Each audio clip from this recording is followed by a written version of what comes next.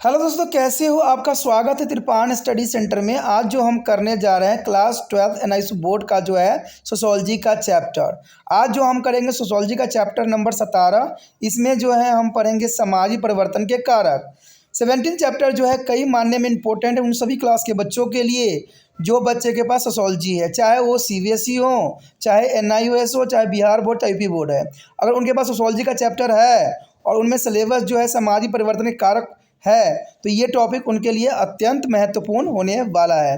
लेकिन आपको पता है कि टॉपिक स्टार्ट करने से पहले एक बात जो मैं सदैव कहता हूँ, जिसको आपको सोचना भी चाहिए, विचार भी करना चाहिए और अमल भी करना चाहिए, वो ये है कि जब भी वीडियो देखिए पूरा देखिए, क्योंकि अधूरा जानकारी सदैव खतरनाक होता है। साथ में एक इंपॉर्टेंट बात ये भी रहता है, अगर आप पहली बार वीडियो देख रहे हो तो लाइक शेयर सब्सक्राइब करना मत भूलना, क्योंकि दोस्तों लाइक कीजिएगा तो बनाने वाले का मनोबल बढ़ता है, सब्सक्राइब कीजिएगा तो इससे ये होता है कि जब भी मैं कोई वीडियो डालूंगा उसका नोटिफिकेशन आपको समय रहते मिल जाएगा। और देखिए शेयर का मतलब ये होता है कि आपके थ्रू न जाने किन बच्चों को हेल्प मिल जाए, ये आप भी नहीं जानोगे, इसलिए जो है आप शेयर जरूर करो, ठीक है। व्हाट्सएप स्टेटस पे भी लगाओ। दोस्तों एनएसएस सेंटर जो है कई मानने में बहुत से बच्चों के लिए हेल्पफुल है, चाहे वो 8th क्लास हो, 9th 10th 11th 12th हो, चाहे वो एनआईएस बोर्ड के बच्चे हों, ठीक है, चाहे बीए एमए के बच्चे हो, सभी क्लासों के लिए कुछ ना कुछ जो है त्रिपाण सेंटर में उपलब्ध है। तो इसलिए आपके लिए ज़रूरी है कि आप सब्सक्राइब करके इसको चैनल को जो है सेव कर लो, नहीं तो बाद में अगर रिसर्च करोगे तो शायद आपको ये चैनल प्राप्त ना हो।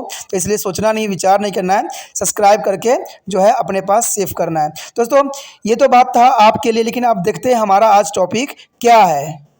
हमारा जो टॉपिक आज है अत्यंत महत्वपूर्ण है, सामाजिक परिवर्तन के कारक। कहते हैं सामाजिक परिवर्तन एक जटिल और जो है बहुमुखी प्रक्रम है, क्योंकि एक क्षेत्र में हुआ परिवर्तन सामाजिक जीवन के दूसरे क्षेत्र को सदैव ही प्रभावित करती है। इसलिए तब यह वांछनीय होगी और सामाजिक परिवर्तन की प्रक्रिया का जो है स्वायत्त दृष्टिकोण ग्रहण किया जाए। देखिए ये बात यहाँ पर कई मानने में इम्पोर्टेंट बात बताई गई है कि अगर एक क्षेत्र में अगर कुछ परिवर्तन देखने को मिलता है तो इसका प्रभाव जो है दूसरे क्षेत्र पे सदैव ही देखने को मिलेगा। इसमें कोई दो राय नहीं है, कोई इसमें अलग विचारधारा नहीं है, क्योंकि अगर कहीं कुछ चेंजेस होती है तो इस पर हर एक जीवन पे कुछ न कुछ प्रभाव पड़ेगा। तो यही बात यहाँ पर बताने की कोशिश किया जा रहा है कि इससे उन विभिन्न तत्वों की भूमिका को स्पष्ट रूप से समझने में सुविधा होगी जिनकी इस प्रक्रिया पर सामूहिक प्रभाव पड़ता है। यानी अगर समाज में कुछ चेंजेस होता है तो उसके दूसरे भी समूह पर उसका प्रभाव देखने को जरूर मिलेगा, ठीक है। तभी हम घटित होने वाले विभिन्न परिवर्तनों को सराहना कर सकेंगे और उन्हें समझ भी सकेंगे, और इन परिवर्तनों में निहित विभिन्न तत्वों को जो है समावेश एवं कारक प्रभावों की पहचान भी कर सकेंगे। तो इसमें कहते हैं दो बात नहीं है कि अगर हम कोई भी कारक अगर प्रभाव डालता है तो उन कारकों का जो है हम पहचान भी हमारे लिए बहुत ही सुविधाजनक हो सकता है और हम इसको पहचान भी सकते हैं। कहते हैं सामाजिक परिवर्तन विभिन्न तत्वों के कारण घटित होती है, इसमें से कुछ जो है यहाँ पर दिया भी गया है। तो कहते हैं देखिए बहुत इंपॉर्टेंट बात आ रहा है हमारे समक्ष कि सामाजिक परिवर्तन विभिन्न तत्वों के कारकों के कारण घटित होती है। तो कौन कौन से कारक हैं, चलिए देखते हैं। कहते हैं यहाँ पर अगर पहला कारक की बात करें तो अंतर्जनित होती है, जिसमें जो है संबंधित समाजों के आंतरिक भाग होता है, और एक होता है वही जनित यानी बाहरी क्षेत्र। बात जैसे क्वेश्चन से ही समझ में आ रहा होगा आपको कि अंतर यानी अंदरी, बाहरी मतलब बाहरी। कहते हैं आंतरिक तत्वों का संबंध मूल्य, ढांचागत सुविधाएं, लोगों में उनका विभाजन तथा समुदाय का उन तक पहुँच से होती है। सामाजिक परिवर्तन पुराने और युवा, साक्षर और निरक्षर, शहरी और ग्रामीण के विभिन्नता पूर्ण जीवन मूल्य के कारण उत्पन्न अंतक्रियाएं और संघर्ष सदैव ही घटित होती रहती है। यानी समाज में अगर है तो जीवन मूल्य के कारण जो है कई तरह के जो है संघर्ष यहाँ घटित होती है, और ये कोई दो राय नहीं है। कहते हैं अगर देखा जाए सामाजिक परिवर्तन पुराने जो युवा, साक्षर और निरक्षर, शहरी और ग्रामीण जीवन में काफ़ी अलग देखने को मिल सकता है।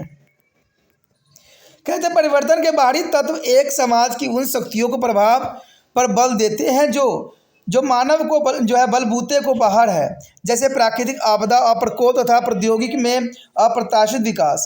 यानी सामाजिक देखिए परिवर्तन उन चीज़ों को अलग ही रखती है क्योंकि वो मानव के बलबूते से बाहर होते हैं, यानी मानव उस पर किसी प्रकार का प्रभाव नहीं डाल सकता। जैसे प्राकृतिक आपदा हो गया, प्रकोप हो गया, औद्योगिक अप्रत्यक्ष विकास हो गया। कहते हैं अब इन तत्वों को लेते हैं जो सामाजिक परिवर्तन को प्रभावित करते हैं। इसे पाठ से हम तत्वों के अध्ययन भी करेंगे, यानी जो चीज़ें हमें काफ़ी प्रभावित करता है, जो हमारे बस पे होता है, हमारे बलबूते हो सकते हैं, तो उसको ही यहाँ पर जो है हम कारक पे चर्चा करेंगे। जैसे कि पहला तो यही आता है जन्म मृत्यु की सांख्यिक संबंध यानी डेमोग्राफिक, यानी उसका दूसरा है प्रौद्योगिकी, उसके बाद है सांस्कृतिक, उसके बाद है राजनीतिक, आर्थिक और शैक्षिक। देखिए ये जो 6 पॉइंट है कई मानने में इम्पोर्टेंट है, जिसकी वजह से समाज में काफ़ी प्रभाव देखने को मिल सकता है। और ये प्रभाव जो है हमारे बलबूते पे डिपेंड है, यानी ये प्राकृतिक नहीं है जो है, ये हम चाहें तो खुद रोक भी सकते हैं, क्योंकि ये जो है हमारे वश के अंदर होता है। लेकिन कुछ जो प्राकृतिक चीज़ें होती हैं जो हमारे वश में नहीं होती है। अब जो हमारा सबसे पहला टॉपिक यहाँ पर जो आया है, जो कि हमने इसकी बात किया था, ठीक है, इसमें जो कारक फैक्टर के रूप में आया है, ठीक है, वह है सामाजिक परिवर्तन के जन्म मृत्यु सांख्यिकीय डेमोग्राफिक तत्व। यानी जन्म मृत्यु में जो है सामाजिक परिवर्तन किस प्रकार देखा जा सकता है, तो इसके विषय में यहाँ हम चर्चा करेंगे। देखा जाए तो जन्म मृत्यु सांख्यिकीय तत्व जो है डेमोग्राफिक फैक्टर से हमारा तात्पर्य उन तत्व से है जो प्रभावित पीड़ितों की संख्या, संरचना, चुनाव और आनुवंशिक गुणों का जो है निर्धारण सदैव करते हैं। यानी अगर आप डेमोग्राफिक कुछ भी जनसंख्या अगर आप खींचना चाहते हो, चाहे जन्म चाहे मृत्यु दर का, तो इसके लिए आपको संख्या, रचना, चुनाव और जो है आनुवंशिक गुणों का निर्धारण करना अत्यंत महत्वपूर्ण बन जाता है, क्योंकि तभी हम डेमोग्राफिक जो है पिक बना सकते हैं और अपने जो है एनालिसिस को यहाँ रिप्रेजेंट भी कर सकते हैं। संख्या और प्रकार दोनों रूपों में जनसंख्या परिवर्तन का समाज पर जो है दूरगामी सदैव प्रभाव पड़ता है। जब जनसंख्या बढ़ती है तथा घटती है तो इसका आकार और प्रकार, रचना दोनों ही बदल जाती हैं। तो ये बात बहुत ज़रूरी भी है कि जनसंख्या का अगर प्रभावित करता है तो इसमें जन्म और मृत्यु दर जो है बहुत इंपॉर्टेंट है, जो कि जनसंख्या को जो है रचनाओं को बदलने के लिए महत्वपूर्ण माना जा सकता है। जनसंख्या का आकार बदलने से, ज़्यादा कम होने से लोगों के आर्थिक जीवन यानी जीवन स्तर में अंतर आ सकता है, जो आगे चलकर मानव जीवन के अन्य विविध पहलू हों जैसे सामाजिक, सांस्कृतिक और राजनीतिक में परिवर्तन भी ला सकता है। तो ये बहुत ही इम्पोर्टेंट पहलू है जो इंसानों की विविधताओं में परिवर्तन ला सकता है, चाहे वो सामाजिक हो, सांस्कृतिक हो और चाहे राजनीतिक हो सकता है। कहते हैं तीव्र गति और लगातार जीवन और मृत्यु की घटती हुई दरों के कारण भारी सामाजिक बदलाव देखने को मिलता है हमें आए दिन। स्वच्छता और स्वास्थ्य की जो है सुधरी हुई सुविधाओं का कारण भारत में जनसंख्या के क्षेत्र में नाटकीय वृद्धि हुई है। यानी देखा जाए तो बहुत ही वृद्धि हमारे कुछ ही समय में देखने को मिला है, जो कि बहुत बड़ी एक समस्या को जन्म दिया है।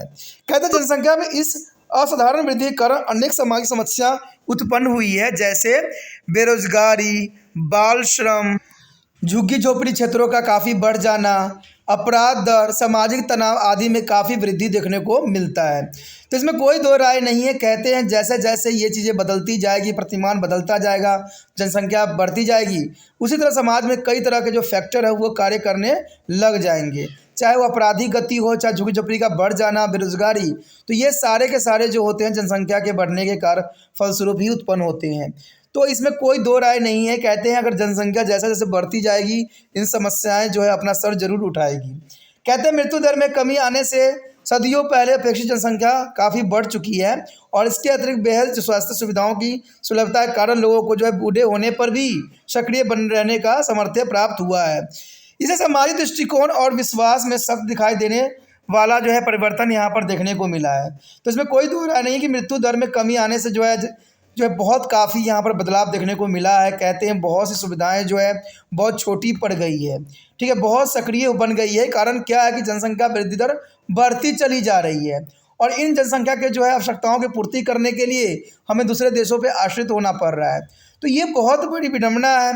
आज जनसंख्या जो है नियंत्रण करना सबसे बड़ा जो है दायित्व बन गया है प्रत्येक व्यक्ति का। कहते हैं जब जनसंख्या में वृद्धि जीवन स्तर के समक्ष एक चुनौती बनती है तो इसे लोगों के दृष्टिकोण में परिवर्तन प्रेरित ही होता है। लोग अधिक खुले मन से जो है गर्भ निरोधक का प्रयोग करते हैं, एक बच्चे के परिवार के आदर्श को अपनाते हैं और किन्हीं किन्हीं दंपत्ति द्वारा तो बस एक बच्चा गोद लेने का भी निर्णय ले लिया जाता है। तो ऐसा देखा भी गया है। कहते हैं जनसंख्या वृद्धि बहुत स्तर से बढ़ रहा है, लेकिन बहुत ये बात को हम नेगेटिव ही नहीं ले सकते, कई मायने में पॉजिटिव भी है। कई कई क्षेत्रों में ये भी देखने को मिला है कि जो पारिवारिक व्यक्ति हैं वो सिर्फ एक बच्चे को जन्म देने में ही खुशी मानते हैं, और कई कई जगह पर तो गर्भ निरोधक का भी उपयोग जो है धड़ल्ले से हो रहा है, जिससे गर्भ न बन सके। और साथ में कई कई लोगों की विचारधारा ये भी होता है कि वो सिर्फ एक ही बच्चों को गोद लेते हैं। तो कहते हैं हमारे समाज में बहुत तरह के लोग रहते हैं और सबका विचारधारा एक जैसा नहीं होता है।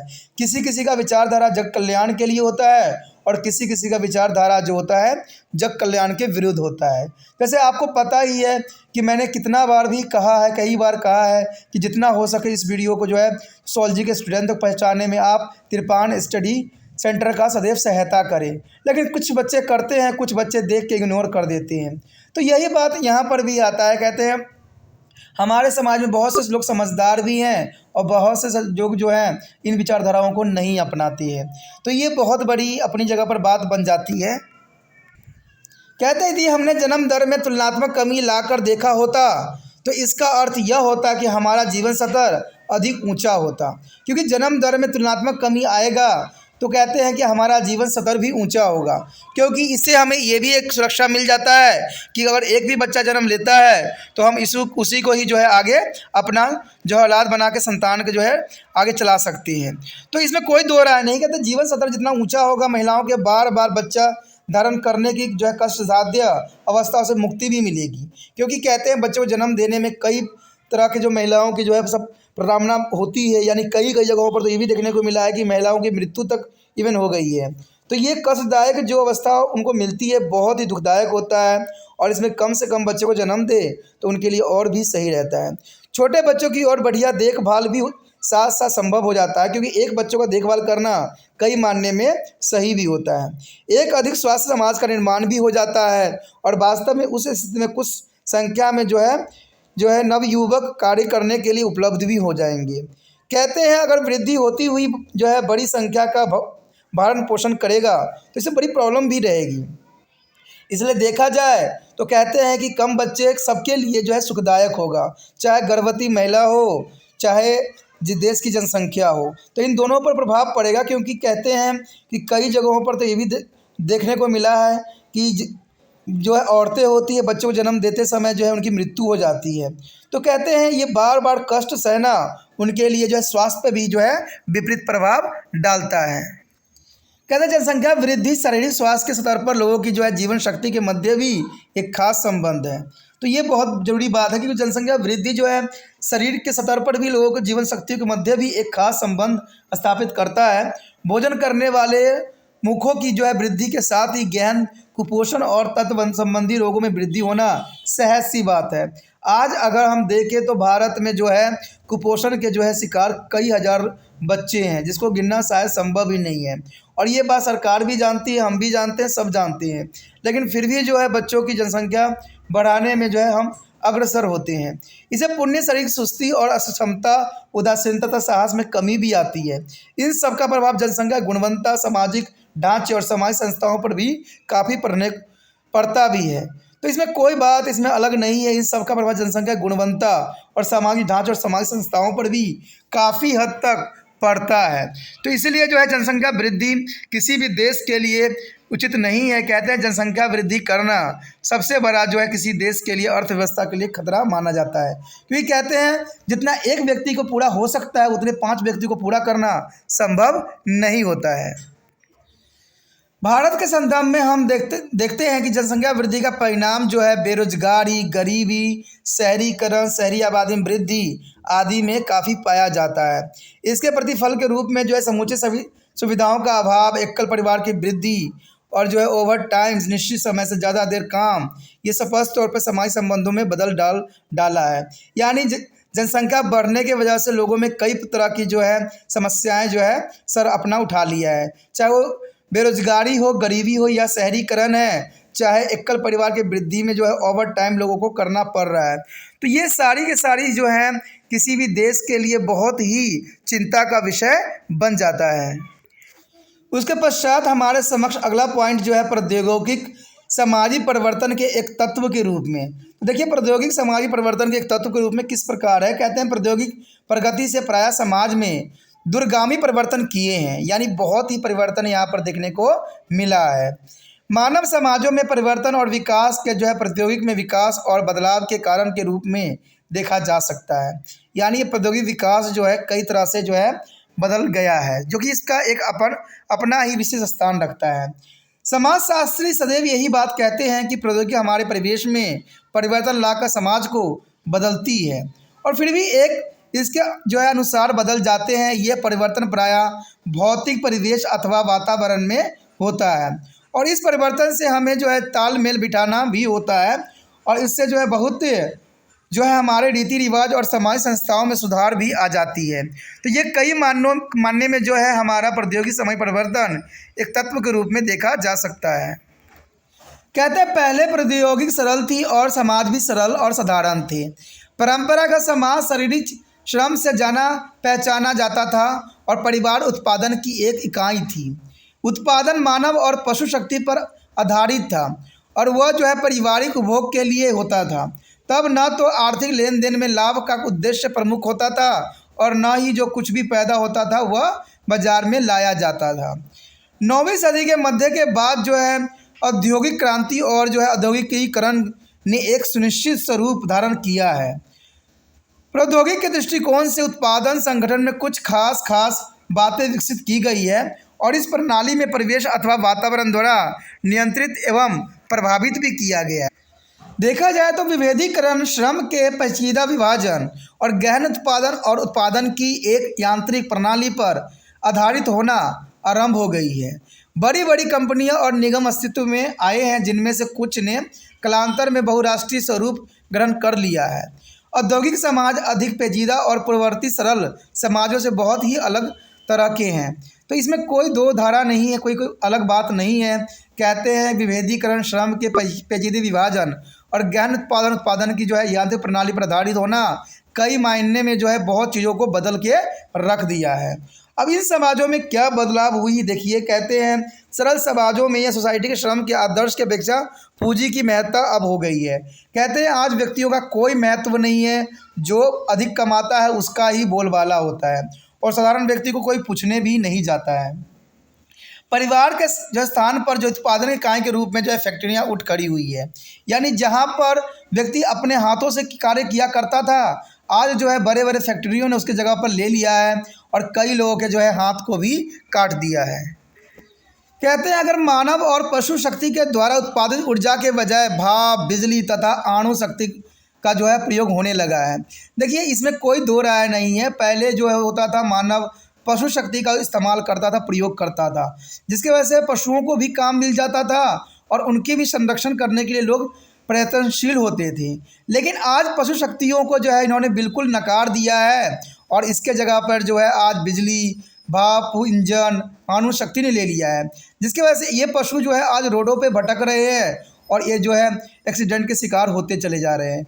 तो ये कहते हैं ये बहुत ही गलत इन्होंने किया है, क्योंकि कहते हैं कोई पुराने चीज़ों को छोड़ना नहीं चाहिए। लेकिन एक विश्वास यहाँ पर ये भी आता है कि पशु शक्ति को उन्होंने छोड़ तो दिया है, लेकिन आने वाला समय में इसी पशु शक्ति का फिर से जो है उनको उपयोग करना पड़ेगा, क्योंकि कहते हैं आज बहुत सी चीज़ें जो हैं अपने ख़त्म होने के कगार पे आ चुके हैं। तो ये बहुत ही बड़ा प्राकृतिक के लिए भी एक सबब होगा, और मानव के लिए बहुत बड़ा जो है दुर्घटना का विषय बनेगा, क्योंकि इससे क्या होगा, मानव के अस्तित्व भी खतरे में पड़ेगा। कहते हैं मानव और पशु श्रम के स्थान पर मशीनों का प्रयोग होने लगा है, जिसके वजह से आज जो है पशुधन का उपयोग ही खत्म हो गया है, और कई पशु तो जो होते थे जो उपयोगी सिद्ध होते थे आज जो है रोडों पे घूम रहे हैं। तो क्यों? इसका कारण यही है कि उससे जगह पर मशीन का प्रयोग होने लगा है। उत्पादन का लक्ष्य केवल परिवार का उपभोग ही नहीं रहा है, वह बाजार में विनिमय तथा लाभ बनाया गया है। यानी कि देखा जाए उत्पादन का लक्ष्य केवल परिवार का उपभोग ही नहीं रहता है, इनका सबसे बड़ा उद्देश्य जो होता है वो बाज़ारों में इनको बेचना और इससे उनको लाभ मिल सके। तो ये क्या करते हैं, बड़े बड़े देशों के व्यापारों में बाज़ारों में जो है अपना सामान लेके जाते हैं और वहाँ पर ये सामानें बेचते हैं, और जिसकी वजह से भारत में जो है इन चीज़ों की महंगाई जो है कमर तोड़ देती है। स्थानीय बाजार के बजाय विश्व बाजार का विकास हुआ है। यानी आज हम स्थानीय बाजार को कम प्रायोरिटी दे रहे हैं और जो हमारा विश्व बाजार है उसमें लोग जो है इसका प्रयोग बहुत अधिक कर रहे हैं, क्योंकि उनको अधिक से अधिक मुनाफा चाहिए। तो इसलिए ये क्या कर रहे हैं, अपना जो है रुख विदेशी व्यापार की तरफ अधिक दे रहे हैं। बेशकली सरकार कहती है कि स्वदेशी चीज़ें इस्तेमाल कीजिए, लेकिन मुझे लगता है कि ये बातें सिर्फ एक बातें हैं जिसका कोई उपयोग नहीं है। हमने हर जगह मेड इन इंडिया तो लिख दिया है, लेकिन मेड इन इंडिया नहीं हो रही है, सिर्फ यहाँ असेंबल हो रही है। मेडन तो कहीं और से बन के आ रही है, हर जगह से बन के आ रहा है। कहते हैं उनके सामान होते हैं, उनके चीज़ें होते हैं, और अगर हमारे देश में इसको बनाया जाता है तो इसको मेड इन इंडिया कहना कहाँ तक उचित होगा। जब हम सभी चीज़ों का उत्पादन स्वयं करने लग जाएं, सब चीज़ हमारा स्वयं का हो, तब कह सकते हो कि ये हमारा मेड इन इंडिया है। तो लोग भी जो है स्वदेशी चीज़ों का इस्तेमाल करना नहीं चाहते हैं, उनको विदेशी चीज़ें बहुत ही लुभाता है और काफ़ी आकर्षित भी करता है। कहते हैं अगर देखा जाए 7 पॉइंट, तो कहते हैं प्रगतिशील परिवहन और संचार के साधन तथा मृदा करेंसी, ठीक है, आधारित अर्थव्यवस्था लागू हुआ है। यानी अगर देखा जाए तो आज जो है गतिशील परिवहन की वजह से सामानों को यहाँ से वहाँ पहुँचाना बहुत ही सरल और बहुत ही आसान हो गया है। और संचार के माध्यम से जो है उनसे कम्युनिकेशन करना, उनसे बातें करना और उनसे जो है संबंध स्थापित करना बहुत ही आसान हो गया है, जिसकी वजह से हम जो है विदेशों की तरफ काफ़ी आकर्षित होने लग गए हैं। और इसके कारण क्या है कि मृदा करेंसी जो है आधारित जो है अर्थव्यवस्था आज लागू हो गया है। आज कोई भी व्यक्ति जो है पैसे के लिए यानी जो है व्यापार करने के लिए ही कृषि करते हैं, अपने देश के लिए कोई कृषि करना नहीं पसंद करता। उनका सिर्फ जो होता है मोटिव होती है वो ये होता है कि जितना भी हो सके विदेश में इसको सप्लाई किया जाए। तो इसकी वजह से जो है भारत में कई तरह के प्रभाव देखने को मिला है, और जो है ये जो है कहते हैं काफ़ी जो है इसकी जो है महंगाई भी बढ़ गई है। आधुनिक प्रौद्योगिकी तथा मानव द्वारा निर्मित स्थिति ने उत्पादन की प्रणाली और गुणवत्ता को ही नहीं बदला है, तो उत्पादन संबंध को भी काफ़ी हद तक बदल दिया है। तो इसमें कोई दो राय नहीं है कि आधुनिक ने जितना अपना पैर पसारा है और मानव द्वारा निर्मित स्थिति की जो उत्पादन हुई है, इसने काफ़ी हद तक जो है लोगों के जीवन को उथल पुथल कर दिया है।